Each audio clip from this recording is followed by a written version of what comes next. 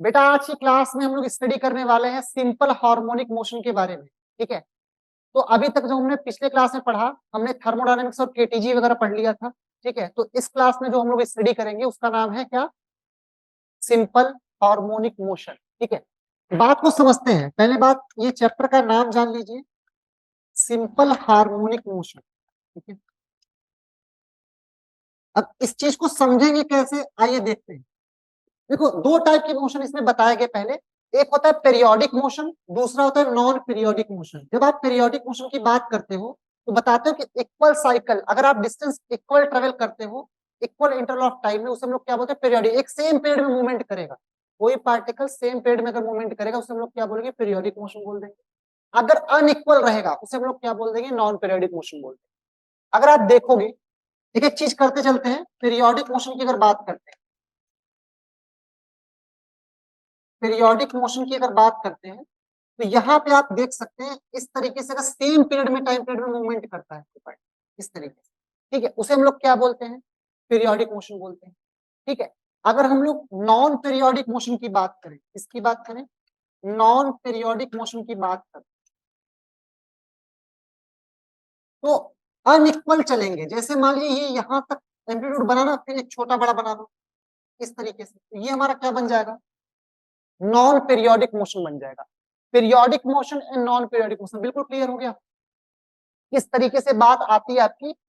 अब जो चैप्टर का नाम है आपका सिंपल हार्मोनिक मोशन, ये होता क्या है इसको आप समझो ध्यान से। जब कोई भी पार्टिकल एग्जीक्यूट करता है, अपने पाथ को बार बार रिप्रेजेंट करता है, उसे हम लोग क्या बोलते हैं? सिंपल हार्मोनिक मोशन बोलते हैं। अब मैं बिल्कुल अच्छे तरीके से समझाता हूं। जैसे आप कोई पार्टिकल को लेते हो, आप इसको मीन पोजिशन से उठा करके आप क्या करो? यहां से छोड़ दो। ठीक है, सम डिस्टेंस उसको डिस्प्लेस करके क्या कर दो? छोड़ दो। तो अपने पाथ को क्या करता है वो? बार बार क्या करता है? दोहराता रहता है ना, रिप्रेजेंट करता रहता है। एक ऐसा फोर्स भी लगता है जो उसको ऑलवेज मीन पोजीशन में लाने का प्रयास करता है ना, उसे हम लोग क्या बोलते हैं? सिंपल हार्मोनिक मोशन बोल देते हैं। बात समझ में आ रही नहीं आ रही? जब किसी पार्टिकल को उसकी मीन पोजीशन से डिस्प्लेस करके छोड़ दिया जाए, किसी पार्टिकल को उसकी मीन पोजीशन से डिस्प्लेस करके क्या कर दिया? छोड़ दिया जाए, तो पार्टिकल बार बार क्या करता है? अपने पाथ को रिप्रेजेंट करता है। उसको हम लोग क्या बोलते हैं? सिंपल हार्मोनिक मोशन बोल देते हैं। बात क्लियर हो पा रही है? पीरियोडिक और नॉन पीरियोडिक मोशन आपको समझ में आया कि भाई अगर हम लोग सेम पीरियड में मूवमेंट करते हैं उसको हम लोग क्या बोलते हैं? पीरियोडिक मोशन बोल देते हैं। ठीक है, उसका एम्पलीट्यूड सेम होगा हर जगह, आपका डिस्प्लेसमेंट क्या होगा? नियरली सेम होगा। ठीक है, पाई आपका सेम, फेज डिफरेंस जो होता है वो आपका क्या होगा? सिमिलर होगा। यहाँ पे जो नॉन पीरियोडिक मोशन की बात करेंगे, क्या होता है ये? कभी ज्यादा कभी कम इस तरीके से अगर मूवमेंट होता है किसी पार्टिकल का, उसे हम लोग क्या बोलते हैं? नॉन पीरियोडिक मोशन बोलते हैं। तो आइए देखते हैं थोड़ा सा और चीजें, कुछ टर्म्स जानते हैं। सिंपल हार्मोनिक मोशन में टर्म्स जानते हैं थोड़ा सा। ठीक है, सम टर्म्स अगर जाने तो सबसे पहले जो बात आएगी वो, अगर मान लो कोई पार्टिकल मूवमेंट कर रहा है इस तरीके से, ठीक, तो इनके बीच की डिस्टेंस बेटा क्या बन जाती है? लैम्डा बोली जाती है ना, वेवलेंथ आप जानते हो। और ये जो ऊंचाई है, जो बेटा डिस्टेंस, ये ऊंचाई जो है, इसको हम लोग क्या बोलते हैं? एम्पलीट्यूड बोलते हैं। क्या बोलते हैं? एम्पलीट्यूड बोलते हैं। और एम्पलीट्यूड को बेसिकली किससे लिखा जाता है बेटा? ए से लिखा जाता है। किससे लिखा जाता है? ए से। और यहां से लेकर के इसके पूरे, यहां से लेकर यहां तक, जहां एक साइकिल ही कंप्लीट करता है। देखो साइकिल कैसे कंप्लीट करता है इसको मैं बताता हूँ, बिल्कुल बेसिक से लेकर के अंत तक बताऊंगा आपको। यहां से लेकर के बेटा यहां तक आपका पूरा एक साइकिल होता है, क्योंकि ये पूरा आपका क्या है? हाफ साइकिल है। ठीक है, 180 पूरा बनाता है ये ना। और दूसरा आपका क्या बनता है बेटा? 180। तो पूरा मिला के कितना होगा? 360 बनाता है। पूरा एक साइकिल में कितना होता है? 360 डिग्री एंगल क्या होता है? बनता है। पूरा एक सर्कल आप मान के चलो कि आप रियल 360 का क्या होता है? पूरा एक सर्कल। ठीक बात है। अब जब एम्पलीट्यूड की बात करते हैं, किसकी बात करते हैं? एम्पलीट्यूड की बात करते हैं। तो एम्पलीट्यूड आपका क्या होता है? जो इसकी ऊंचाई है ना, वही हमारी क्या होती है? एम्पलीट्यूड हो जाती है। किस एम्पलीट्यूड? कम भी हो सकती है, ज्यादा भी हो सकती है, दोनों चीजें हो सकती है। कम भी हो सकती है और ज्यादा भी हो सकती है। ठीक, ये जो पूरा डिस्टेंस है हमारा, ये जो पूरा डिस्टेंस है, ध्यान से देखो, ये चाहे मान लो ए बी सी, जो आपका पूरा एसी है, जो एसी है वो पूरा क्या है आपका? डिस्प्लेसमेंट है। क्या है बेटा? डिस्प्लेसमेंट। डिस्प्लेसमेंट पूरा क्या है? ए से लेकर सी तक आप क्या बोलोगे? डिस्प्लेसमेंट है। समझ में आ गया? कोई दिक्कत वाली बात इसमें नहीं। अब बात करते हैं कि भाई फ्रिक्वेंसी, जो आप मूवमेंट कर रहा है पार्टिकल, उसकी कुछ ना कुछ फ्रिक्वेंसी होगी। पर सेकेंड में कुछ ट्रेवल करेगा डिस्टेंस। ठीक है, कोई भी वेव पार्टिकल या फिर कोई भी पार्टिकल अगर एसएचएम कर रहा है पर सेकेंड में जितनी डिस्टेंस दूरी तय करता है उसे हम लोग क्या बोलते हैं बताओ, फ्रीक्वेंसी बोलते हैं। इसको न्यू से लिखते हैं। न्यू इज इक्वल टू कितना होता है, 1 में टाइम पीरियड के क्या होता है बराबर। फ्रीक्वेंसी इज इक्वल टू क्या होता है, 1 में टाइम पीरियड के क्या होता है बराबर। बात क्लियर हो रही, बात समझ में आ रही है अच्छे तरीके से, कोई दिक्कत वाली बात नहीं है। फ्रीक्वेंसी इज इक्वल टू कितना हो गया, 1 में टाइम पीरियड हो गया। अच्छा एक बात बताओ, यहां से लेकर के यहां तक मान लो एंगल सेम एंगल से चला, ओमेगा टी एंगल से चला, ठीक है। बाद में कुछ और एंगल बना लिया, कम तेज हो सकता है, तो जो होता है उसको हम लोग क्या बोलते हैं, फेज बोलते हैं। फेज को हम लोग किससे लिखते हैं, फाई से लिखते हैं। इसको मैं आगे भी बताऊंगा, इस पे डिस्कस करूंगा प्रॉपर तरीके से, लेकिन आप ये समझ लो कि एक एंगल बनने के बाद जो एंगल डेवलप होता है, जो बनता है एंगल, उसे हम लोग क्या बोलते हैं, फेज बोलते हैं। क्या बोलते हैं, फेज। फेज को बेसिकली किससे लिखा जाता है, फाई से लिखा जाता है। किससे लिखा जाता है, फाई से। तो अभी तक आपने ये जाना कि एम्पलीट्यूड क्या होता है, डिस्प्लेसमेंट क्या होता है और फ्रीक्वेंसी क्या होता है। बात क्लियर हो पा रही है। अब आगे की तरफ थोड़ा सा बढ़ते हैं। अगर आगे की तरफ थोड़ा सा बढ़े तो इक्वेशन अगर निकालें, इक्वेशन इन एसएचएम अगर आप निकालते, equation in SHM simple harmonic motion में, अगर एसएचएम में आप इक्वेशन डेवलप करते हो, इसके दो टाइप के इक्वेशन बनते हैं। इस टाइप के दो टाइप के, आओ देखते हैं किस तरीके से बनते हैं। जैसे हमारे पास सर्कल है, मान लीजिए मैंने जस्ट आपको बताया कोई भी पार्टिकल एक साइकिल जब कंप्लीट करेगा तो पूरा सर्कल बनाता है, ठीक है, 360 डिग्री एंगल बनाता है। अगर आप बात करते हो बेटा, तो एक बात बताओ, अगर हम लोग इस तरीके से मान लें, ठीक है, इसको हम लोग थीटा लिख दें, ठीक है, एक कंपोनेंट वाई ले लें और एक कंपोनेंट क्या ले लें बेटा, एक्स ले लें ना। एक्स और वाई के दो कंपोनेंट मान लो, कोई दिक्कत। देखो जो साइन थीटा होगा वो कितना होता है बेटा, वाई अपॉन में ए, परपेंडिकुलर अपॉन में एम्पलीट्यूड, ठीक है। और जो कॉस थीटा होगा बेटा वो कितना होगा, एक्स में चलते हो आप, बेस अपॉन में कितना हो जाएगा, एम्पलीट्यूड। हाइपोटेन्यूज को आपने क्या मान लिया, ए सपोज कर लिया। एक बात है, अगर आप देखो y इज इक्वल टू कितना होगा, अगर क्वेश्चन बनाओगे y इज इक्वल टू कितना होगा, a sin थीटा के क्या होगा, बराबर हो जाए।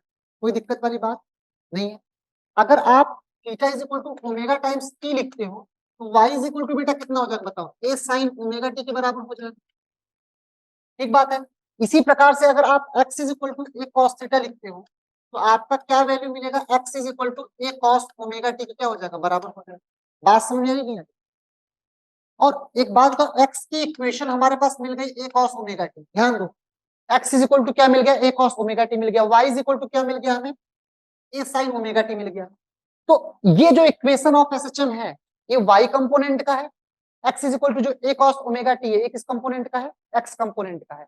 ये x कंपोनेंट का है और ये किस कंपोनेंट का है, y कंपोनेंट का है। बात क्लियर हो पा रही है, बात समझ में आ रही है अच्छे तरीके से। आगे तक थोड़ा सा बढ़ते हैं।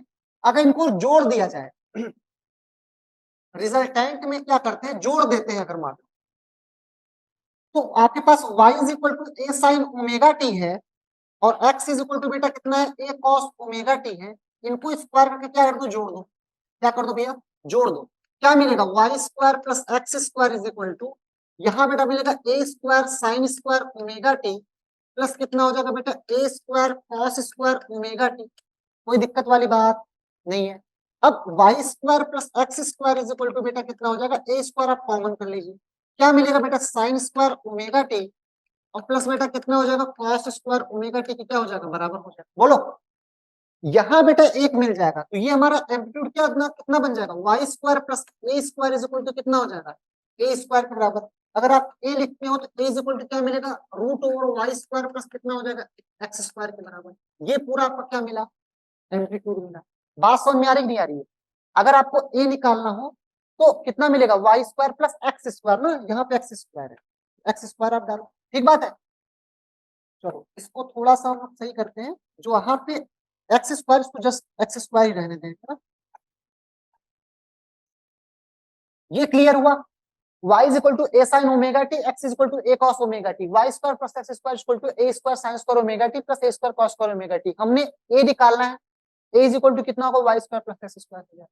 अगर आपको डायरेक्शन फाइंड आउट करना हो, क्या फाइंड आउट करना हो, डायरेक्शन फाइंड आउट करना हो, तो आप क्या कर सकते हो, आप जानते हो डायरेक्शन के लिए क्या होगा, y is equal to A sine omega t ना, और x इज इक्वल टू बेटा कितना होगा, ए कॉस ओमेगा टी। एक बात बताइए, आपको प्रीवियस क्लास में हम लोगों ने स्टडी कराया था जब चैप्टर चल रहा था laws of motion, laws of motion, या फिर आप प्रोजेक्टाइल में भी जब आप करते थे जब भी डायरेक्शन निकालने के लिए आता तो हम लोग क्या करते थे, tan निकालते, क्या निकालते थे, tan। इन इक्वेशंस को आप डिवाइड कर दीजिए, dividing equation we get, equation we get हमें क्या मिलता है, क्या मिलेगा, y अपॉन में x is equal to sine by cos, क्या मिलेगा भैया, tan ओमेगा t बन जाएगा। ये हमारा डायरेक्शन बन गया, tan theta is equal to कितना मिल गया, y अपॉन में x के बराबर मिल गया। ठीक बात है, कोई दिक्कत वाली बात इसमें नहीं है। तो डायरेक्शन फाइंड आउट करने के लिए हम लोग क्या कर लेते हैं, y अपॉन में x निकाल लेते हैं। ठीक बात है। अब देखो एसएचएम में हम लोग बहुत सारी चीजें पढ़ने वाले हैं, टाइम पीरियड हर एक चीज का, सिंपल पेंडुलम हो गया, स्प्रिंग हो गया, स्प्रिंग को जोड़ेंगे अभी, ठीक है, सीरीज और पैरेलल में, ठीक है। उसके बाद हम लोग वेलोसिटी पढ़ेंगे, एक्सीलरेशन पढ़ेंगे, उसके बाद हम लोग एनर्जीज पढ़ेंगे, kinetic energy of SHM body, कोई पार्टिकल अगर एसएचएम कर रहा है तो उसकी काइनेटिक एनर्जी क्या होगी, पोटेंशियल एनर्जी क्या होगी, टोटल एनर्जी क्या होगी, ठीक है। फिर हम लोग ना एक बॉल लेंगे और सुरंग में डाल देंगे और बोल देंगे इसका टाइम पीरियड बताइए, ठीक है। उसके बाद हम लोग क्या कर, कोई चीज फ्लोट कराएंगे, तैराएंगे, ठीक है, वो भी एसएचएम करता है। अगर बार बार कोई पार्टिकल इधर उधर मूवमेंट कर रहा है, इसका मतलब क्या कर रहा है, वो अपने पाथ को बार बार रिप्रेजेंट कर रहा है। वही तो मैंने डेफिनेशन में बताया आपको, क्या होता है, सिंपल हार्मोनिक मोशन ही होता है। हर एक पार्टिकल जो कि अपने पाथ को बार बार रिप्रेजेंट करता हो तो क्या कर रहा है बेटा, सिंपल हार्मोनिक मोशन कर रहा है। अगर किसी पार्टिकल को मीन पोजीशन से छोड़ दिया जाए, हटा दिया जाए, ठीक है, मतलब डिस्प्लेस करके थोड़ा सा छोड़ दिया जाए, तो वो वापस वो अपने पोजीशन पे आने का बार बार प्रयास करता है, ठीक है, उसे हम लोग क्या बोलते हैं, सिंपल हार्मोनिक मोशन बोलते हैं। ये दोनों इक्वेशंस हमने बनाए, x is equal to a cos omega t and y is equal to a sin omega t। उसके पे हमने डायरेक्शन निकाला, tan omega t is equal to y upon में x। इस तरीके से हमारा क्या आ गया, ये एसएचएम का इक्वेशन फाइंड आउट हुआ, ठीक है। अब इसमें हम लोग आगे बढ़ के चलते, क्या है, वेलोसिटी निकालने के लिए।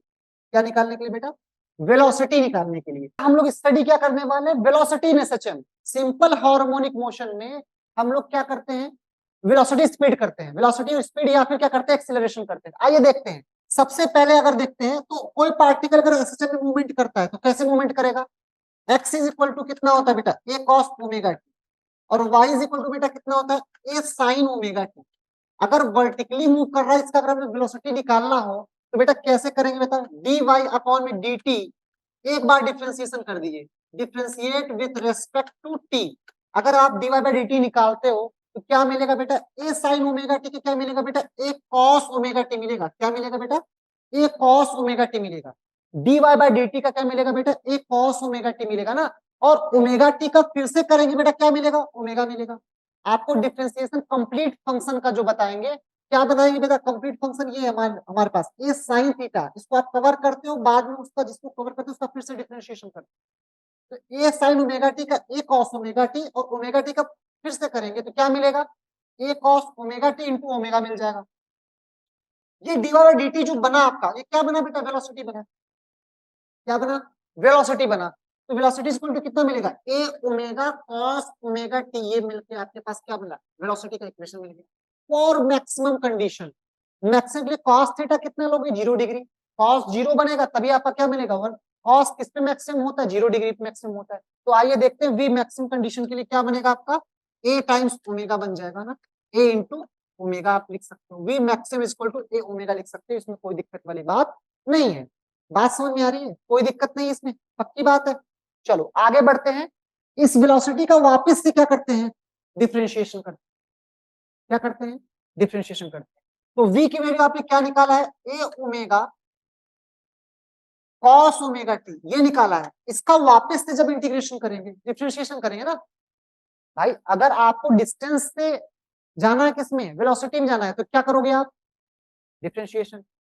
अगर आपको वेलोसिटी से वापस डिस्टेंस में जाना है तब क्या करोगे, इंटीग्रेशन करोगे। लेकिन हमें वेलोसिटी किस में जाना है, एक्सेलरेशन में जाना है, तो क्या करेंगे, अगेन डिफरेंशिएशन। क्या करेंगे, again differentiation with respect to t, with respect to t. तो क्या मिलेगा, देखो यहाँ पे dv अपॉन में कितना हो जाएगा, dt इज इक्वल टू कितना होगा, एक्सीलरेशन ए मान लो आप, कैपिटल ए से, क्योंकि आप नॉर्मली पहले मान चुके हो, दोनों आपको लगेगा भाई सिमिलर है, कट कर दो। लेकिन ये एम्पलीट्यूड है, वो एक्सीलरेशन है। ए इज इक्वल टू क्या मिलेगा, ए ओमेगा कॉस ओमेगा टी, क्या मिलेगा, ए ओमेगा साइन ओमेगा टी। देखिए साइन कॉस का कितना होता है, माइनस साइन होता है, तो यहाँ माइनस आप लगा दो, माइनस ए ओमेगा कितना हो जाएगा, साइन ओमेगा टी हो जाएगा। और ओमेगा टी का वापस से करेंगे तो ओमेगा हो जाएगा, तो क्या मिलेगा, A is equal to minus A omega sine omega T बन जाएगा ना, इंटू ओमेगा बन जाएगा, ओमेगा इंटू ओमेगा कितना होगा, ओमेगा स्क्वायर ए, तो क्या मिलेगा minus omega square A sine omega T, ये आपका क्या मिला, एक्सीलरेशन मिला, क्या मिला बेटा, एक्सीलरेशन। ये हमारा कब का एक्सीलरेशन है, एसएचएम का, सिंपल हार्मोनिक मोशन का क्या है, एसएचएम का क्या है, एक्सीलरेशन, ठीक है। A is equal to minus omega square A sine omega T. अब इसके लिए मैक्सिमम कंडीशन के लिए दिखाओगे तो क्या मिलेगा, A maximum is equal to minus omega square A, ये आपका ये बन जाएगा। बात समझ नहीं आई, इस तरीके से आपका नेगेटिव साइन क्या शो करता है, डायरेक्शन शो करता है, नेगेटिव साइन क्या यहाँ पे शो कर रहा है, डायरेक्शन शो कर रहा है। तो इसको पहले आप लिख लीजिए, फिर हम लोग वो करते हैं।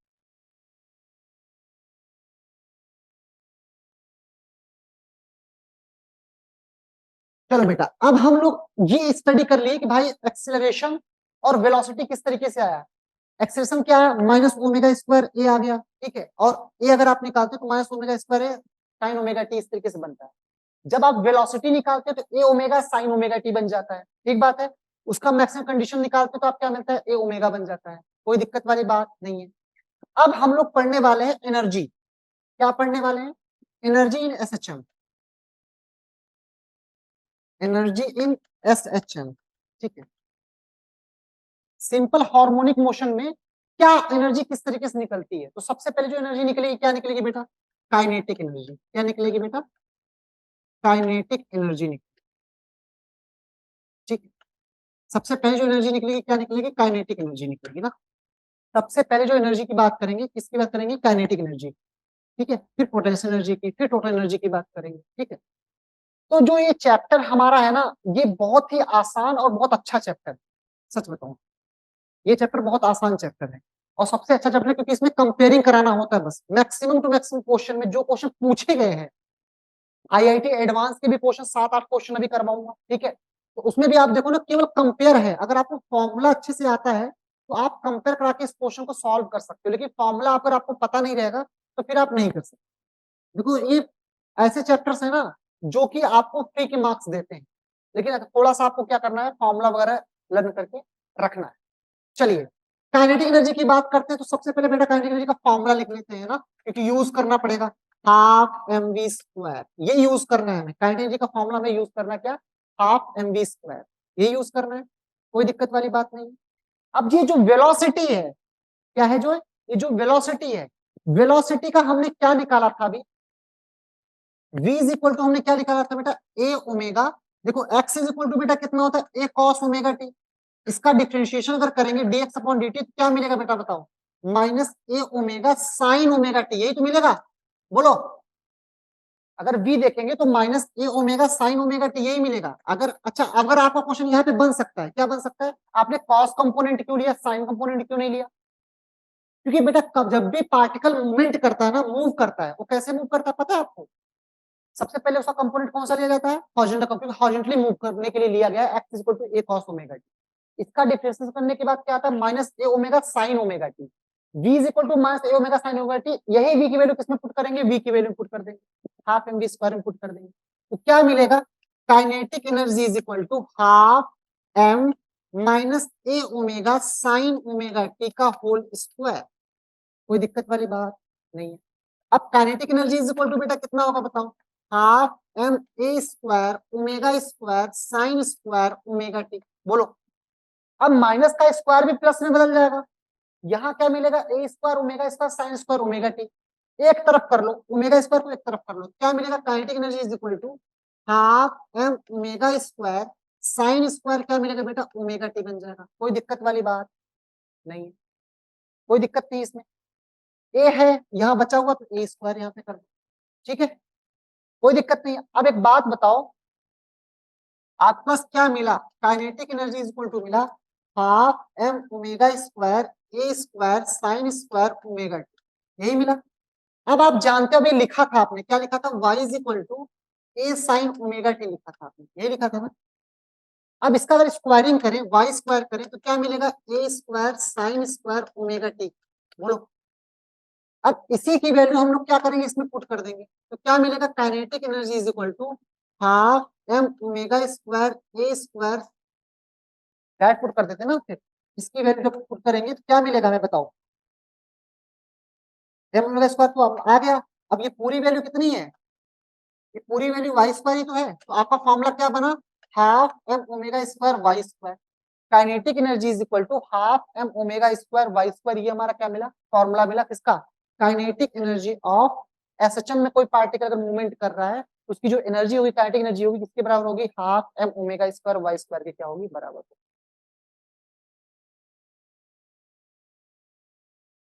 चलो बेटा काइनेटिक एनर्जी निकल गई ना, अब हम लोग बात करते हैं पोटेंशियल एनर्जी की, किसकी बात करते हैं, पोटेंशियल एनर्जी की। तो अगर आप पोटेंशियल एनर्जी का फॉर्मूला करते हो तो सबसे पहली वाली बात क्या आएगी, ध्यान समझना बात, जब हम लोग पोटेंशियल एनर्जी, जैसे मान लो आपके पास स्प्रिंग है, एक किसी का केस लेते हैं, क्यों केस लेते हैं पता है, इसका रीजन है, बताऊं आपको, क्योंकि वो भी एसएचएम करता है, जब आप उसको छोड़ते तो बार बार अपने पाथ को क्या करता है, रिप्रेजेंट करता है, ठीक है। तो अगर आपने एक्स डिस्टेंस इसको छोड़ कर ले लिया और इसको खींच के छोड़ दिया, एफ इज इक्वल टू कितना आता है बेटा, माइनस के एक्स आता है, यही तो आता है ना भाई, कोई दिक्कत वाली बात इसमें नहीं। अब एक बात बताओ, अगर F is equal to minus k x है ना, और एफ इज इक्वल टू बेटा कितना है, माइनस एम ए है, इन दोनों को आप बेटा क्या करो, इक्वेट कर लो, क्या कर लो बेटा, इक्वेट कर लो, तो क्या मिलेगा बेटा, m a is equal to minus k x मिल जाएगा ना। अगर आप ए निकालते हो तो बेटा कितना होगा, माइनस के अपॉन में एम इंटू क्या मिल जाएगा बेटा, एक्स मिल जाएगा ना इतना, कोई दिक्कत वाली बात नहीं। अब बेटा जब आप कंपेयर कराते हो एक्सीलरेशन से, तो आपने एक्सेलरेशन अभी निकाला था, क्या निकाला था, माइनस ओमेगा स्क्वायर एम्पलीट्यूड, इसको इक्वेशन आप क्या मानो, थर्ड मानो, इसको क्या मानो बेटा, फोर्थ मानो, इन दोनों इक्वेशन को क्या कर लो बेटा, इक्वेट कर लो, तो क्या मिलेगा हमें, minus omega square x is equal to minus k upon में एम इंटू कितना हो जाएगा, एक्स के बराबर, एक्स एक्स कट जाएगा, माइनस से माइनस कट जाएगा ना, तो क्या मिलेगा, k is equal to m omega square, ठीक है, के इज इक्वल टू हमारे पास क्या आ गया, एम ओमेगा स्क्वायर आ गया। अब जो स्प्रिंग की एनर्जी है, हमने क्या बताया था आपको बताओ, जब हम लोग वर्क पर एनर्जी चैप्टर पढ़ रहे थे तो उसमें हमने स्प्रिंग की एनर्जी बताई थी, क्या बताई थी स्प्रिंग की energy, U is equal to half k x square, यही बताई थी, बताया गया था ना आपको। अब के की वैल्यू आपने जस्ट निकाला, क्या निकाला, एम ओमेगा स्क्वायर निकाला, तो यू इज इक्वल टू बेटा कितना मिलेगा, half M omega square x square, this is energy of SHL, potential energy, क्या है ये, पोटेंशियल एनर्जी है। अभी तक हमने क्या क्या पढ़ा, सिंपल हार्मोनिक मोशन में हमने पढ़ा काइनेटिक एनर्जी, अब हमने क्या पढ़ लिया, पोटेंशियल एनर्जी पढ़ लिया, कोई दिक्कत वाली बात नहीं है इसमें, U is equal to m omega square x square, ठीक है।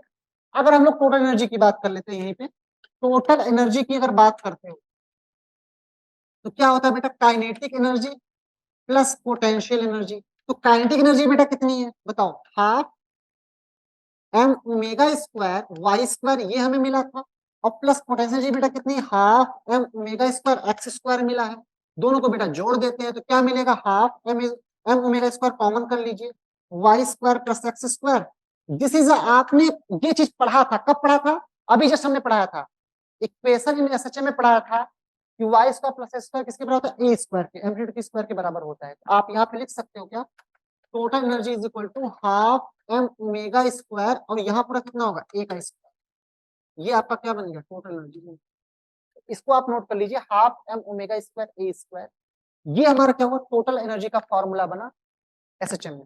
तो काइनेटिक एनर्जी का फॉर्मूला क्या होता है, half M omega square y square, उसके बाद हमने क्या बताया, half M omega square x square potential energy का, और टोटल एनर्जी का फॉर्मूला क्या बनाया, हाफ एम ओमेगा स्क्वायर ए स्क्वायर, ये तीनों फॉर्मुलाज आपको याद होने चाहिए क्योंकि एनर्जी पे प्रॉब्लम्स पूछे जाते हैं। काइनेटिक एनर्जी निकला, और काइनेटिक के बाद क्या निकला, पोटेंशियल एनर्जी निकला, और फिर क्या निकला बेटा, टोटल एनर्जी निकला, ये तीनों एनर्जीज हमने क्या निकाला, एसएचएम में निकाल लिया, ठीक बात है, इसमें कोई दिक्कत नहीं। एक क्वेश्चन देख लीजिए, एक क्वेश्चन आपका इस तरीके से कुछ है, अगर मान लीजिए हमारे पास एक इक्वेशन गिवन है, y is equal to 10 sine, ठीक है, 20 पाई टी प्लस 0.2, ऐसे गिवन है बेटा, ठीक है। अब आपको इसमें सारी वैल्यूज कैलकुलेट करके दिखानी होगी, तो मैं आपको कैलकुलेट कर देता हूँ, बहुत इजी क्वेश्चन है, ठीक है। अब होता है इसमें कंपेयर कैसे करते हो, y is equal to A sine, अगर साइन रहेगा साइन से कंपेयर कराओगे, कॉस रहेगा तो कॉस से कंपेयर कराओगे, ठीक है। तो कंपेयर कराओ, ए की वैल्यू बेटा कितनी आ गई, 10 आ गई, ठीक है। ओमेगा की वैल्यू बेटा कितनी आ गई, 20 पाई आ गई। अगर ओमेगा पता चल गया बेटा, इस तरह से टाइम पता चल जाएगा, 2 पाई अपॉन में टी, इज इक्वल टू बेटा कितना हो जाएगा 20 पाई बन जाएगा, कट जाएगा तो p इज इक्वल टू कितना होगा 2 अपॉन में 20, 1 अपॉन में 10 बन जाएगा। अगर 1/10 आपका टाइम आ रहा है तो फ्रीक्वेंसी कितना आ जाएगा, डायरेक्ट 10 आ गया, ठीक है। और फाई अगर आप निकालते हो फाई फेज तो कितना डायरेक्ट आप कंपेयर कर रहे हो, फाई वैल्यू कितनी है 0.2 है। देखो फेज का कंसेप्ट आगे भी है वेव्स चैप्टर में, जिसमें हम लोग फेज डिफरेंस निकालते हैं, पाथ डिफरेंस निकालते हैं, इन दोनों के बीच का रिलेशन निकालते हैं। Phase difference equal to 2 pi by lambda into path difference, इस तरीके से कोई एक फॉर्मूला बनता है। तो ये सब जो सारी चीजें हैं ये आपको बताई जाएंगी वापस से। फेज का ऐसा कंसेप्ट समझो कि एक एंगल बनाने के बाद, जैसे ओमेगा टी बनाने का जितना एंगल बाद में डेवलप हो रहा है डिफरेंट एंगल, वो हमारा क्या बनता है, फेज बनता है। Omega T plus phi plus delta plus gamma plus alpha कुछ भी हो सकता है, बहुत सारे फेजेस हो सकते हैं, ठीक है, कोई दिक्कत वाली बात नहीं है, ठीक बात है। चलो आगे की तरफ बढ़ते बेटा, आप टाइम पीरियड के बाद बात करते हैं, टाइम पीरियड पे, टाइम पीरियड ऑफ स्प्रिंग। सबसे पहले आप टाइम पीरियड ऑफ स्प्रिंग देखिए, time period of spring, time period of spring किस तरीके से आप निकालते हो, ठीक है। अब होता इसमें क्या है, जैसे आपके पास कोई बेटा स्प्रिंग है, ठीक है, इसको आपने खींचा और छोड़ दिया, मान लो एक्स डिस्प्लेसमेंट क्या कर दिया, एक्स डिस्प्लेसमेंट क्या आपने खींच दिया इसको, हाँ? उसे पे आपने जैसे छोड़ा तो बार बार क्या हो रहा है, स्प्रिंग जो है वापस आकर के क्या कर रही है, अपने पाथ को रिप्रेजेंट कर रही है। इसका हमें टाइम निकालना है, तो टाइम आओ देखे कैसे निकालते। देखो जब आपके पास ये चीजें तो एफ प्रोपोर्शनल टू आप क्या लगाते हो एक्स, मतलब जितना ज्यादा आप फोर्स से खींचोगे उतना क्या होगा, डिस्प्लेसमेंट होगा। स्प्रिंग अपने इनिशियल पोजीशन में आने का प्रयास करता है, इसीलिए यहाँ पे क्या आएगा, कांस्टेंट तो आएगा लेकिन माइनस साइन के साथ आएगा, ठीक बात है। और F इज इक्वल टू बेटा कितना होता है, मास इनटू एक्सीलरेशन हो जाएगा। इक्वेशन फर्स्ट कंसीडर कर लो, इक्वेशन सेकंड कंसीडर कर लो, ठीक बात है, इसमें कोई बुरी बात तो नहीं कर रहा हूं, अच्छी बात है। अब इसको इसमें दोनों को क्या कर दो आप, इक्वेट करो, तो क्या मिलेगा बेटा, m into a is equal to minus k x बन जाएगा। ए निकालते बेटा तो माइनस के अपॉन में m इंटू क्या मिल जाएगा बेटा, x मिल जाएगा, कोई दिक्कत वाली बात। ये एक्सीलरेशन आ गया, इस एक्सीलरेशन का कंपेयर जो करना है, A is equal to minus k upon में m इंटू एक्स का, इसको बेटा हमने पढ़ा था अभी, नॉर्मल एक्सीलरेशन पढ़ा था। क्या पढ़ा था बेटा, नॉर्मल एक्सीलरेशन। जो नॉर्मल एक्सीलरेशन है बेटा वो कितना है, माइनस ओमेगा स्क्वायर एक्स, क्या है बेटा, माइनस ओमेगा स्क्वायर एक्स है। जब इसको आप करते हो तो क्या मिलेगा हमें बेटा बताओ, minus omega square x is equal to minus k upon में m इंटू कितना हो जाएगा बेटा, एक्स के बराबर। तो एक्स एक्स बेटा क्या हो जाएगा, कैंसिल आउट हो जाएगा, और माइनस से माइनस कम कैंसिल आउट होगा तो क्या मिलेगा, omega is equal to root over k upon में m बन जाएगा। बोलो अब ओमेगा की वैल्यू क्या पुट करोगे, 2 पाई अपॉन में क्या पुट करोगे, टी कर दोगे, is equal to root over k upon में क्या बन जाएगा, m बन जाएगा, कोई दिक्कत वाली बात नहीं है। इसका इनवर्स कर दीजिए तो क्या मिलेगा बेटा, टी अपॉन में 2 pi is equal to root over क्या मिलेगा, m अपॉन में k बन जाएगा। बोलो उल्टा बस जस्ट कर दिया हमने। अब 2 पाई को क्या कर दो, उधर कर दो, तो t इज इक्वल टू क्या मिलेगा, 2 पाई रूट ओवर क्या मिलेगा, m अपॉन में k मिल जाएगा। बात समझ में आ रही नहीं आ रही, this is a time period, this is a time period of spring. अगर आप किसी स्प्रिंग को खींचते हो और छोड़ देते हो तो पाथ को अपने क्या करती है, बार बार रिप्रेजेंट करती है, तो इसका टाइम पीरियड कितना बन गया आपका, T is equal to 2 pi root over m upon में k, ठीक है। अब एक क्वेश्चन जो मेंस क्वेश्चन में आया हुआ क्वेश्चन है एग्जाम में, जैसे आपको क्वेश्चन इस तरीके से दे रखा होगा, क्वेश्चन कुछ इस तरीके से दे रखा होगा, जैसे d2x प्लस dt2, ऐसे d2x plus dt2 plus bx is equal to 0, d2x by dt2 plus bx is equal to 0। अब बोलेगा calculate the time period, calculate the time period, इसका टाइम पीरियड आपको कैलकुलेट करना है, तो आप किस तरीके से कैलकुलेट कर सकते हैं, आइए देखो क्वेश्चन पहले आप लिख लो एक बार, d2x अपॉन में dt2 plus bx is equal to 0, ये क्वेश्चन आया हुआ क्वेश्चन है, ठीक है। तो calculate the time period, time period आपको निकालना है, तो आपने लिख लिया क्वेश्चन ये, d2x by dt2 plus bx is equal to 0, calculate the time period, इस टाइम पीरियड को क्या करना है, कैलकुलेट हमें करना है। तो आइए देखते हैं क्वेश्चन कैसे होगा। आपके पास बेटा कितना है, d2x by dt2 plus bx is equal to कितना है, 0 है, यही क्वेश्चन है। तो सबसे पहले आप देख लीजिए इधर, जैसे dx by dt को आप क्या लिखते हो बेटा, पता है आपको, वेलोसिटी लिखते हो, ठीक है। और इसका जब अगेन डिफरेंशिएशन करोगे तो क्या मिलेगा बेटा, d2x अपॉन में क्या मिलेगा, dt2, मतलब इसका 2 बार डिफरेंशिएशन, ठीक है। तो क्या मिलता है बेटा, एक्सीलरेशन मिलता है। क्या मिलता है, एक्सीलरेशन। अब इसको उधर आप भेज दीजिए, तो क्या मिलेगा, d2x अपॉन में dt2 इज इक्वल टू कितना होगा, माइनस bx बन जाएगा। बोलो समझ में आ रहा है इतना, कोई दिक्कत है इसमें? अब इस पूरे को आप क्या लिख सकते हो बेटा, a लिख सकते हो, a is equal to minus bx, यही लिख सकते हो। बोलो कोई दिक्कत वाली बात नहीं है। अब कंपेयर किससे कराना रहता है आपको, माइनस ओमेगा स्क्वायर एक्स। हो गया भैया आपका solve question. Minus omega square x equal to minus b x, minus minus cut जाएगा, एक्स एक्स कट जाएगा, तो ओमेगा इज इक्वल टू बेटा क्या मिलेगा, रूट ओवर बी मिलेगा, यही मिलेगा। तो 2 pi by t is equal to बेटा कितना होगा, यहाँ पे रूट ओवर 1/√बी ना, नहीं normal route over B.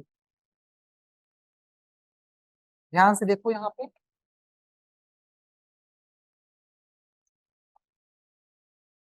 T is equal 2 pi by T, यहाँ क्या मिलेगा, रूट ओवर बी। अब टी अपॉन में 2 पाई करोगे तो बेटा कितना मिलेगा बताओ, 1/√बी मिलेगा। अगर टी निकालोगे तो बेटा कितना मिलेगा, 2 पाई अपॉन में कितना मिलेगा, √बी मिलेगा। अगर फ्रीक्वेंसी निकालनी है तो उसका उल्टा कर देंगे। बात समझ में आ रही कि नहीं आ रही? तो इस तरीके से क्वेश्चन को करना है। अगर मान लो ये क्वेश्चन आया हुआ क्वेश्चन है, अगर आपको क्वेश्चन इस तरीके से आएगा तो आप इस तरीके से कर सकते हो, क्वेश्चन। ठीक बात है, कोई दिक्कत वाली बात इसमें नहीं है। चलो बेटा आगे बढ़ते हैं। ये आपको क्वेश्चन समझ में आ गया होगा। नेक्स्ट जो हमारा टॉपिक है वो है बेटा, जब आप कनेक्टेड स्प्रिंग रहता है, ठीक है, टाइम पीरियड ऑफ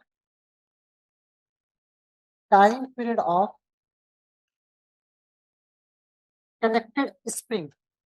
लेकिन आप कनेक्ट कैसे रहेंगे वो आपको समझना है ध्यान। तो जो पहला केस बनता है बेटा वो सीरीज का केस बनता है। किसका बनता है बेटा, सीरीज का। जब स्प्रिंग आपस में सीरीज में कनेक्टेड है, जैसे इस तरीके से आपके पास K1 है और यहाँ बेटा कितना है आपके पास, K2 है, ठीक है। इस तरीके से स्प्रिंग आपकी क्या है, कनेक्टेड है, सीरीज में कनेक्टेड है। तो ध्यान से समझना, बात समझना, जो इसका जो रिजल्ट के होगा, जो इसका टोटल स्प्रिंग कांस्टेंट होगा वो क्या होगा, कैसे जोड़ेंगे आइए देखते हैं। जैसे हम लोग एफ प्रोपोर्शनल टू क्या मानते हैं बेटा, के एक्स मानते हैं। अगर एक्स निकालोगे तो बेटा कितना होगा, एफ अपॉन में के होगा। तो x is inversely proportional to क्या, स्प्रिंग कांस्टेंट। इसका मतलब जुड़ेगा कैसे, 1/k is equal to 1/k1 plus 1/k2। 1/k is equal to बेटा कितना हो जाएगा, K1 K2, और यहाँ बेटा कितना हो, K1 प्लस K2। अगर आप K की वैल्यू निकालते हो तो क्या मिलेगा, K1 K2 अपॉन में K1 plus K2। This is the formula of K। ये आपका K की वैल्यू आई, हमने रिजल्ट K जोड़ लिया, कोई दिक्कत वाली बात नहीं। अब इसी रिजल्ट की K की वैल्यू में हम लोग टाइम में रख देंगे। क्या, T इज इक्वल टू 2 पाई√m/k हमने पढ़ा था। अब K की वैल्यू हमने क्या निकाला बेटा, K1 K2 निकाला, अपॉन में क्या निकाला बेटा, K1 प्लस K2 निकाला। इसकी पूरी वैल्यू जो है यहाँ पुट कर दो K के प्लेस पे। तो T is equal to 2 पाई√m upon में K1 K2 अपॉन बेटा कितना हो जाएगा, K1 प्लस K2 के बराबर हो जाएगा, ठीक है। तो T इज इक्वल टू बेटा क्या मिलेगा, 2 पाई√m K1 प्लस K2 अपॉन बेटा कितना हो जाएगा, K1 इंटू K2 क्या हो जाएगा, बराबर हो जाएगा। बात समझ में आ रही कि नहीं आ रही, बात क्लियर हो पा रही कि नहीं हो रही है? जो K की वैल्यू है किसमें डाल दिया हमने, इस पूरे वाले फॉर्मूले में। T is equal to 2 पाई√m upon में K के फॉर्मूले में हमने क्या डाल दिया, वैल्यूज को पुट कर दिया, डाल दिया, तो हमारे पास क्या मिला, T is equal to 2 पाई√m upon में m K1 plus K2 upon में K1 इंटू K2। ये पूरा फॉर्मूला किसका है, जब स्प्रिंग कनेक्टेड हो, किसमें कनेक्टेड हो बेटा, सीरीज में कनेक्टेड हो, तो आप क्या करते हो, ये फॉर्मूला का यूटिलाइजेशन। ठीक बात है, 2 पाई√m अपॉन में K1 plus K2 into K1 K2, इस तरीके से पढ़ लिया हमने। जब स्प्रिंग पैरेलल में जुड़े, इसमें जुड़े हो, जब पैरेलल केस में जुड़े हो, तो आइए देखते हैं किस तरीके से बन सकते हैं। अब होता है इसमें क्या, जैसे हमारे पास दो स्प्रिंग है और ये किस में कनेक्टेड है बेटा, पैरेलल में कनेक्टेड है। इसकी वैल्यू बेटा K1 है, इसकी बेटा कितना है, K2। अब पैरेलल में क्या करते हो, उसमें रेसिप्रोकल करके जोड़ा था, इसमें आप डायरेक्ट जोड़ दो, K इज इक्वल टू क्या, K1 प्लस K2, ठीक है। अब T निकालोगे, T is equal to 2 pi root over कितना हो जाएगा, m अपॉन में K। तो T इज इक्वल टू बेटा कितना हो जाएगा, 2 पाई√m अपॉन में K की वैल्यू क्या रखोगे बेटा, K1 प्लस K2। तो आपके पास क्या मिलेगा, डायरेक्ट आंसर मिलेगा, कोई दिक्कत वाली बात इसमें नहीं है। तो T is equal to 2 पाई√m upon K1 plus K2। ये जब स्प्रिंग आपके पैरेलली कनेक्टेड हो तो आपके ये फॉर्मूलास क्या होते हैं, बनते हैं। इसको नोट कर लीजिए, आगे बढ़ते हैं। ये चीज हमारे पास टाइपेड पैरेलल कंडीशन में आ गया, T is equal to 2 पाई√m upon में K1 प्लस K2, ये आ गया, कोई दिक्कत वाली बात इसमें नहीं है ना। अब हम लोग टाइम पीरियड बेटा निकालेंगे इसका सिंपल पेंडुलम का। किसका निकालेंगे? सिंपल पेंडुलम, जो हमारी टॉपिक है बेटा सिंपल पेंडुलम। आपने पढ़ा होगा सिंपल पेंडुलम के बारे में। सिंपल पेंडुलम, सिंपल पेंडुलम क्या होता है? जब किसी बॉब को एक प्लेस से थोड़ा सा डिस्प्लेस करके छोड़ दिया जाता है तो पाथ आपस में क्या होता है, मतलब वो रास्ता अपना क्या करता है, बार बार रिप्रेजेंट करता है वो बॉब ना। तो मान लीजिए एक रिजिड सपोर्ट है हमारे पास, क्या है बेटा? रिजिड सपोर्ट है। उस रिजिड सपोर्ट में आपने क्या किया, ठीक है। अब मान लीजिए ये पार्टिकल जो है यहां तक पहुंचा, इसके दो कंपोनेंट आपने बना लिया, ठीक है, एमजी कॉस थीटा और एमजी साइन थीटा ना। आपने इस तरीके से कंपोनेंट क्या किए, बांट लिए। ठीक बात है, कोई दिक्कत वाली बात इसमें नहीं है। अब ये एल है, पूरा जो एल लेंथ से क्या हुआ, लटका हुआ बॉब है, ठीक है। तो बात समझिए, जब कोई पार्टिकल मूवमेंट कर रहा है और एंटी क्लॉक में मूवमेंट कर रहा है, अगर मान लो एक प्लेस से छोड़ा गया है पार्टिकल, ठीक है, तो उसके अंदर क्या जनरेट होता है? रोटेशन अगर हो रहा है तो क्या जनरेट होता है? टॉर्क। क्या होता है? टॉर्क जनरेट होता है। अगर टॉर्क जनरेट हो रहा है तो टॉर्क इज इक्वल टू बेटा कितना होता है, आर क्रॉस एफ के बराबर होगा। बोलो भैया। अब अगर आप इसकी वैल्यू क्या लेते हो बेटा, एल, और एफ की वैल्यू क्या रखते हो बेटा, m g sine theta. Torque की कंडीशन में कौन सा कंपोनेंट लेते हैं, एम जी साइन थीटा, या r cross F sine theta से भी आप कर सकते हैं।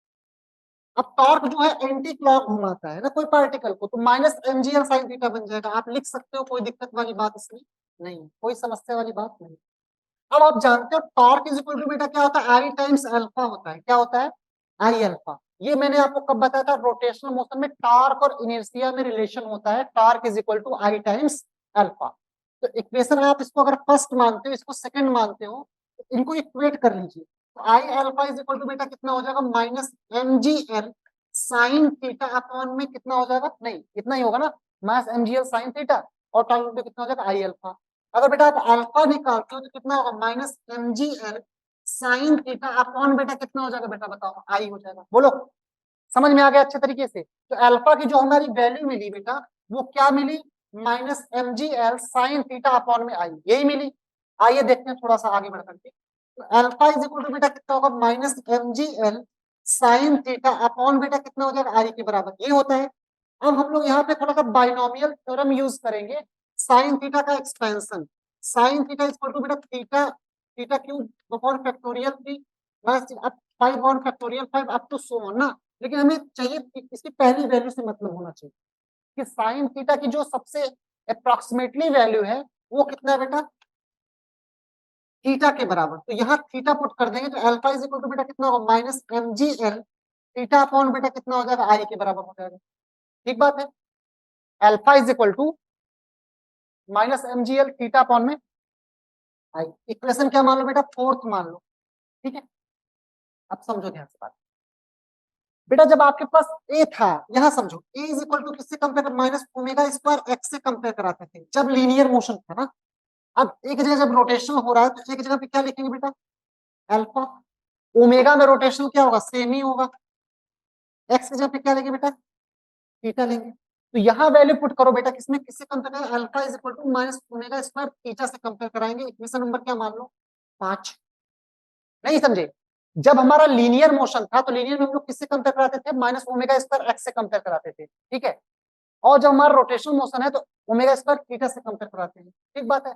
इसको इक्वेट करिए, तो इक्वेट जब करेंगे तो कितना मिलेगा बताओ, minus omega square theta is equal to minus M G l theta upon बेटा कितना हो जाएगा, आई के बराबर हो जाएगा। बोलो भैया, कोई समस्या वाली बात नहीं है। माइनस से माइनस कट जाएगा, थीटा से थीटा कट जाएगा। ओमेगा इज इक्वल टू बेटा कितना होगा, रूट ओवर एम जी एल अपॉन बेटा कितना हो जाएगा, आई के बराबर। बोलो, समझ में आ रहा है अच्छे से? कोई दिक्कत वाली बात नहीं है ना। तो अब यहाँ पे थोड़ा सा चेंज करना है, 2 पाई अपॉन में T is equal to root over M ji L upon बेटा कितना हो जाएगा, आई के बराबर, ठीक है। टाइम निकालेंगे तो टी अपॉन में क्या करेंगे बेटा, 2 पाई कर लेंगे, उल्टा कर दो बस इसको, तो क्या मिलेगा हमें बेटा, आई अपॉन में एमजीएल के बराबर मिल जाएगा, ठीक है। तो टी इज इक्वल टू बेटा कितना मिलेगा, 2 पाई रूट ओवर इनर्शिया क्या होता है, एम एल स्क्वायर या एम आर स्क्वायर। तो क्या लिखोगे बेटा, एम एल स्क्वायर अपॉन में कितना होगा बेटा, एम जी एल के बराबर। एम से एम कटेगा, एल से एल कटेगा, क्या मिलेगा, T is equal to 2 pi root over L upon में कितना होगा बेटा, जी के बराबर हो जाएगा। This is a simple pendulum. ये चैप्टर नंबर 1 डायमेंशन मेथड से भी इसका प्रूव करवाए थे। अब ये रियल में जो कैसे एक्सप्रेशन आता है, ये है कि time period is equal to 2 pi root L upon में g. L is the length of string and g is a gravitational acceleration, T is a time period of simple pendulum या फिर Bob आप बोल सकते हो। ठीक है, इसको नोट करिए पहले आप। चलो बेटा आगे बढ़ते हैं। अभी हमने जस्ट क्या पढ़ा, T is equal to 2 pi root over L upon में जी। सिंपल पेंडुलम का जो टाइम पीरियड होता है कितना होता है, T is equal to 2 pi root over L upon में जी। ये होता है, कोई दिक्कत वाली बात इसमें नहीं है। अगर बात करते हैं सेकंड पेंडुलम की, इसके बाद एक कंसेप्ट आया इस सेकंड, भैया सेकंड पेंडुलम क्या होता है। सेकंड पेंडुलम वो होता है जिसका टाइम पीरियड कितना है, 2 सेकंड आए। वो कब आएगा वो मैं आपको बताता हूँ। ठीक है, वो कब आएगा कि हम लोग बताते हैं आपको कि वो कब आएगा। तो टी इज इक्वल टू बेटा कितना हो जाएगा, 2 पाई रूट और एल अपॉन में जी। ये आपने पढ़ा, जस्ट क्या पढ़ा, T is equal to 2 pi root और एल अपॉन में जी पढ़ा आपने, यही पढ़ा। जब जो स्ट्रिंग से जब आप पेंडुलम लटकाए हुए हो उसका लेंथ 1 मीटर हो, कितना हो बेटा, 1 मीटर, वो 2 सेकंड में आकर क्या हो जाएगा, अपने मीन पोजिशन में आ जाएगा। आइए देखते हैं कैसे। तो टी इज इक्वल टू बेटा कितना होगा, 2 पाई रूट ओवर लेंथ की वैल्यू 1, जी की वैल्यू 9.8। तो टी इज इक्वल टू बेटा कितना हो जाएगा, 2 पाई रूट ओवर, रूट को हटा ही दो, ये 3.14 का स्क्वायर ही होता है। हाँ, तो क्या मिलेगा, इंटू 1 अपॉन में 3.14 का 1 का स्क्वायर रूट 1 ही होता है, और 9.8 का 3.14, ये कैंसिल आउट हो जाएगा। क्या मिलेगा, T is equal to 2 second. इसका टाइम पीरियड 2 सेकंड आता है, इसीलिए इसको बेटा क्या बोलते हैं, सेकंड पेंडुलम के नाम से जानते हैं। ठीक है, तो सबसे पहले हमने फॉर्मूला क्या लगाया, T is equal to 2 pi root और एल अपॉन में g. Then T is equal to 2 pi root और एल अपॉन में जी, मतलब एल की वैल्यू 1 अपॉन में 9.8, इस तरीके से हमने रखा। और 9.8 क्या लिख सकते हो, 3.14 लिख सकते हो। इसको कैंसिल आउट कराया तो टी इज इक्वल टू क्या मिला हमें, 2 सेकंड मिला। इसको नोट करिए। चलो बेटा आगे की तरफ बढ़ते हैं। ये हमने सेकंड पेंडुलम पढ़ लिया, क्या पढ़ लिया, सेकंड पेंडुलम। अब हम लोग ये काम ऐसा करते हैं कि जब हम लोग लिफ्ट की सहायता से उसको लेकर ऊपर की तरफ जाते हैं, नीचे की तरफ जा रहे हैं, और फ्री फॉलिंग का केस, 3 केस पढ़ते हैं, आइए देखते हैं।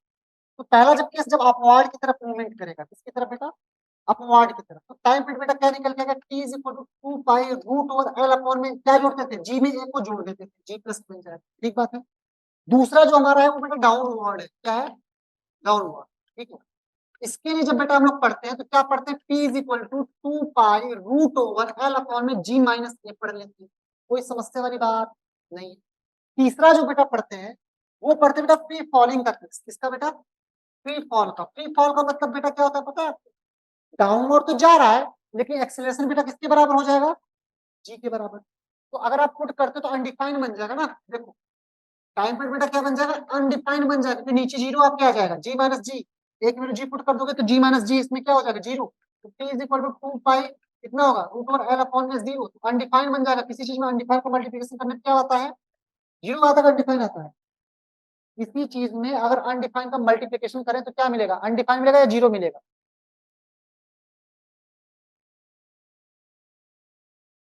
अनडिफाइंड ना।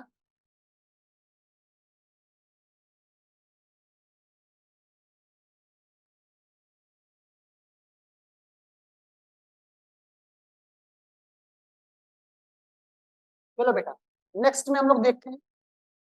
अब हम लोग नेक्स्ट जो हमारी टॉपिक है ये है ऑसिलेशन ऑफ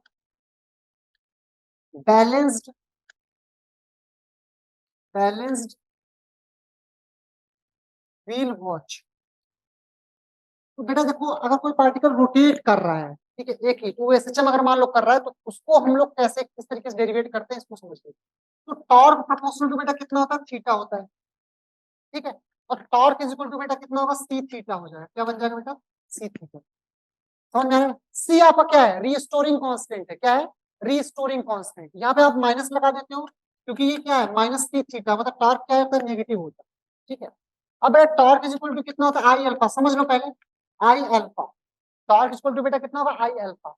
अगर आप आई को आप जस्टिफाई करोगे तो आई को आई रखो और अल्फा क्या रखो बेटा, D2 ओमेगा अपॉन में DT2, ऐसे लिख सकते हो, कोई दिक्कत वाली बात इसमें नहीं है। ठीक बात है, D2 अगर दो में रखे तो थीटा रख लो, अगर सिंगल होता तो क्या करते हो, ओमेगा कर लेते हैं, अगर आप वेलोसिटी होता तो ओमेगा कर लेते हैं ना।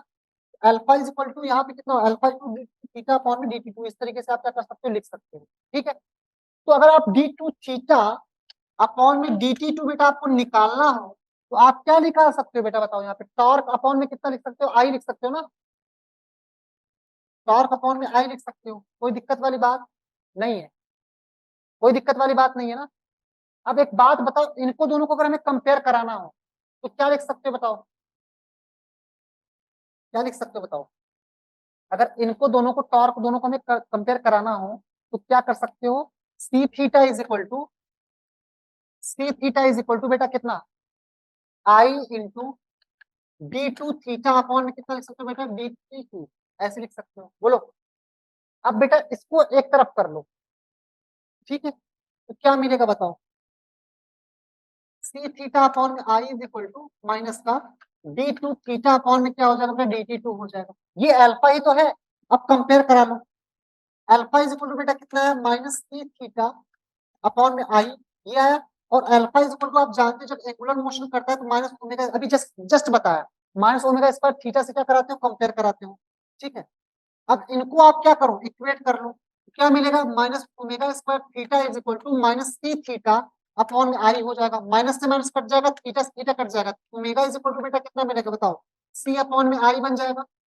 अब ओमेगा इज इक्वल टू बेटा कितना होता है, 2 पाई अपॉन में T is equal to root over कितना होगा, सी अपॉन में आई, तो टी निकालेंगे बेटा कितना हो जाएगा, 2 pi root over I upon में सी। ये हमारा जब कोई व्हील जो है वो घूम रहा है, एसएचएम कर रहा है, तो उसका इनर्शिया वगैरह सब कुछ गिवन होगा, तो आप इस तरीके से क्या कर सकते हो, बता सकते हो। बात समझ में आ रही है, केवल कंपेयर कराना है किससे बेटा, D two theta upon D two से कंपेयर करा लेना है, इसको नोट कर लीजिए एक बार।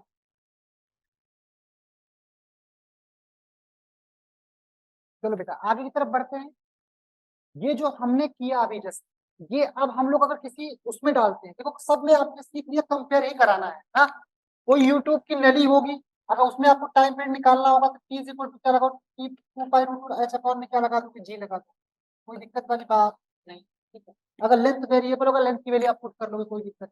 अर्थ में कोई अर्थ में सुरंग हो, ठीक है, उसमें आप क्या कर दो, कोई गोली डाल देते हो, तो अगर वो सिस्टम करता है तो क्या लगाओगे formula, T is equal to 2 pi root over R upon में जी। इस तरीके से आप फॉर्मूला क्या करते हो, जनरेट करते हो, ठीक है। बस केवल कंपेयर कराना है, इसलिए मैं इसका डायरेक्ट फॉर्मूला लिख दे रहा हूँ, केवल कंपेयर करा के इसका आंसर क्या होता है, आ जाता है।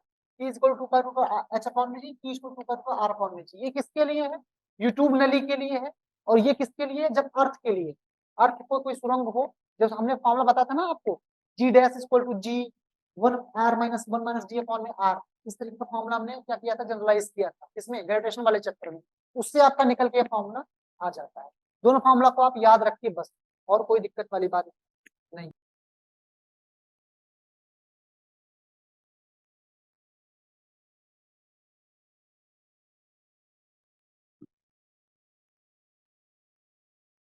प्रथम क्वेश्चन बेटा एडवांस में पूछा गया क्वेश्चन है ये, a particle execute harmonic motion between x is equal to minus a and x is equal to plus a.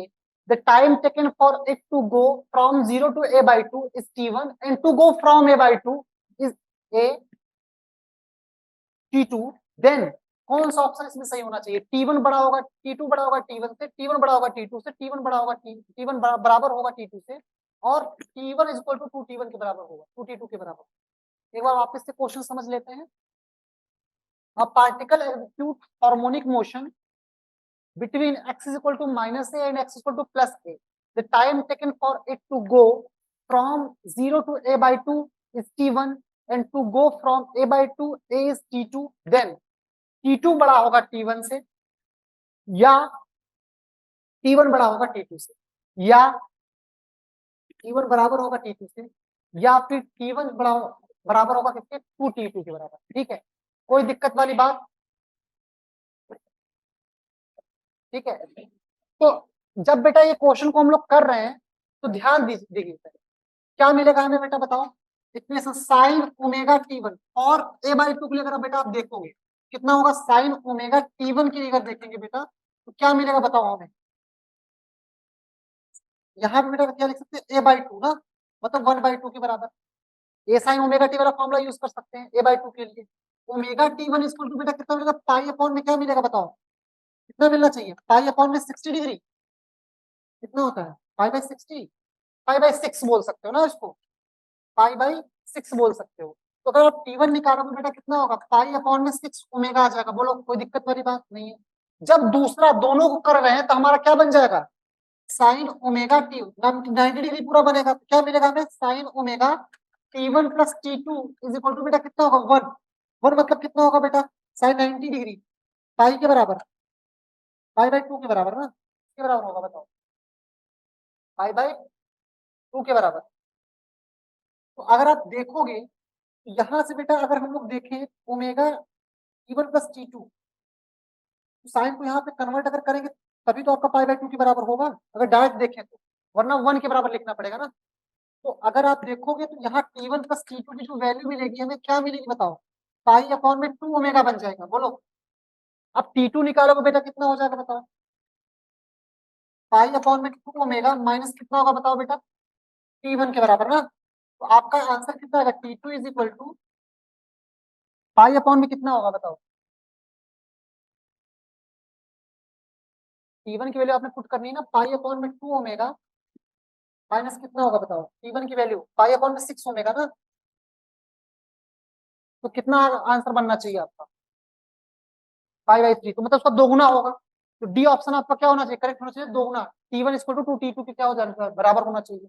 ठीक बात है, कोई दिक्कत वाली बात इसमें नहीं है। तो नेक्स्ट पे आगे बढ़ते हैं, जो कुछ ज्यादा करना नहीं है।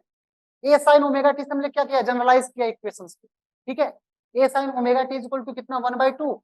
इस तरीके से क्या होता है, आ जाता है आपका, बन जाता है क्वेश्चन। जो दूसरा क्वेश्चन है बेटा किस तरीके से है, आइए देखते हैं। A spring of force constant K is cut into the two pieces such that one piece is double of the length of the other, then the long piece will be have the force constant of। ठीक है, ये भी question पूछा गया question है। तो आप इसको बताइए कितना होना चाहिए, बताइए इसको।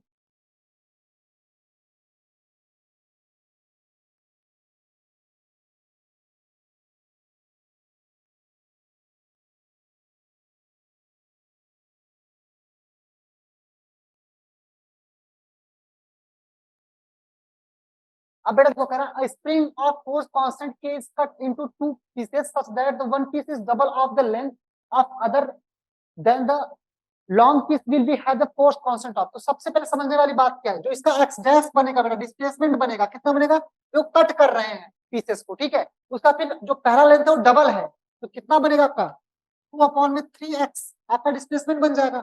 और f इज इक्वल टू बेटा कितना होता है, kx होता है। अगर आप k निकालते हो तो कितना होगा, f/x। मतलब यहां से देखो सीधे इनवर्सली प्रोपोर्शनल है, उल्टा है जस्ट उसका। तो क्या मिलेगा हमें, k डैश की वैल्यू बताओ, उसका उल्टा कर देंगे क्या मिलेगा हमें, 3/2 टाइम्स k बन जाएगा। तो आपका कौन सा ऑप्शन सही होना चाहिए, बी ऑप्शन करेक्ट होना चाहिए। ठीक बात है।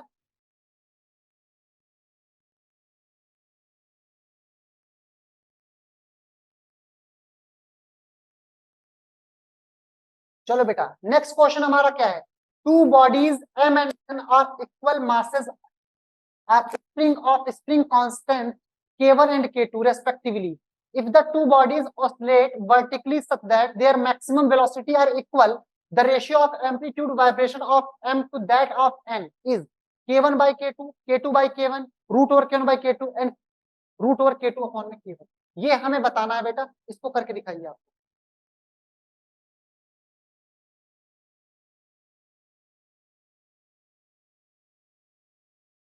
कर लिया, देखो बेटा जो क्वेश्चन है कुछ इस तरीके से है ना, ये क्वेश्चन आपने कर लिया, क्या लगना है बताओ, फॉर्मूला क्या लगना है बताओ।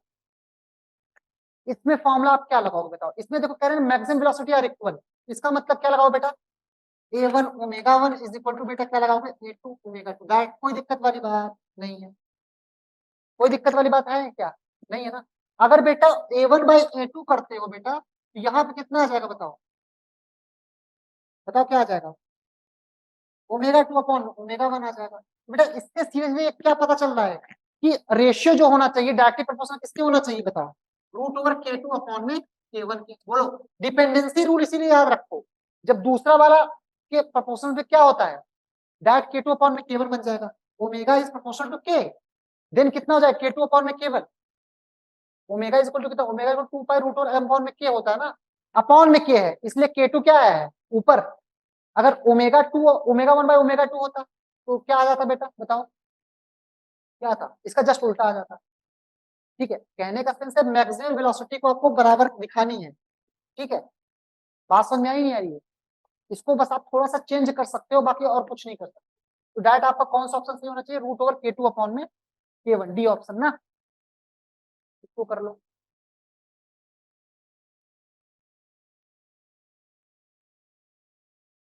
अब कह रहा है बेटा an object of mass 0.2 kilogram execute SHM along x-axis with a frequency of 25 by pi hertz. At the position of x is equal to 0.04, the object has kinetic energy of 0.5 joule and potential energy 0.4 joule. The amplitude of the oscillation, amplitude बताना है बेटा, बताओ इसका amplitude बता के निकाल के दिखाओ। फॉर्मूला लगेगा भाई, एनर्जी वाला फॉर्मूला लगेगा।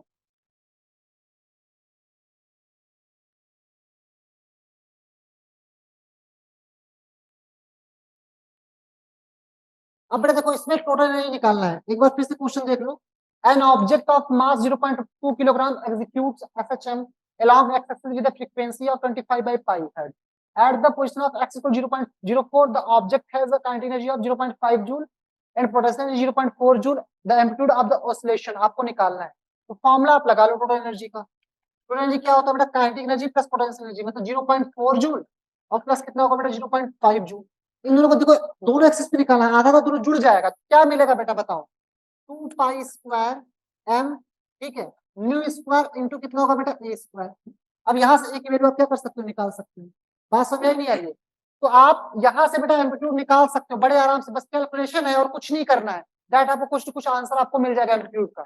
आप करोगे कैसे, मैं आपको बता दे रहा हूँ, टोटल एनर्जी आप रख लो, उसके बाद 2 pi square m new square a square वाला फॉर्मूला लगा दो। अब आपका क्वेश्चन ये बन सकता है इसमें हाफ का फॉर्मूला आपने क्यों नहीं लगाया, हाफ क्यों नहीं जोड़ा, बेटा देखो टोटल एक्सिस पे बोल रहा है, अगर किसी एक एक्सिस पे बोलता तो काइनेटिक फॉर्मूला क्या होता है बेटा, टोटल एनर्जी का half m omega square a square normal होता। अगर आपको नॉर्मल अगर दोनों एक्सिस को जोड़ के लिखना है, क्या लिखोगे आप, आधा आधा पूरा, क्या m omega square a square, omega खोल दिया हमने, क्या खोला 2 पाई न्यू का होल स्क्वायर, तो क्या बनेगा 2 pi square m new square a square.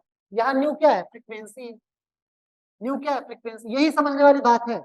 और सारे बच्चे क्या लगा देते हैं, डायरेक्ट टोटल एनर्जी का फॉर्मूला आधा करके, तो आंसर क्या आता है, गलत आता है। ये क्वेश्चन जो है आपका, क्या फॉर्मूला हमने लगाया, total energy equal to 2 pi square nu square a square into m, हमने क्या फॉर्मूला लगाया, m omega square a square, हमने half m omega square a square नहीं लगाया, क्यों नहीं लगाया, इसका क्या रीजन है, क्योंकि टोटल एक्सिस पे पूछ रहा है, अगर किसी एक एक्सिस पे बोलता तो क्या लगाते, half m omega square a square लगाते, इसको नोट कर लीजिए।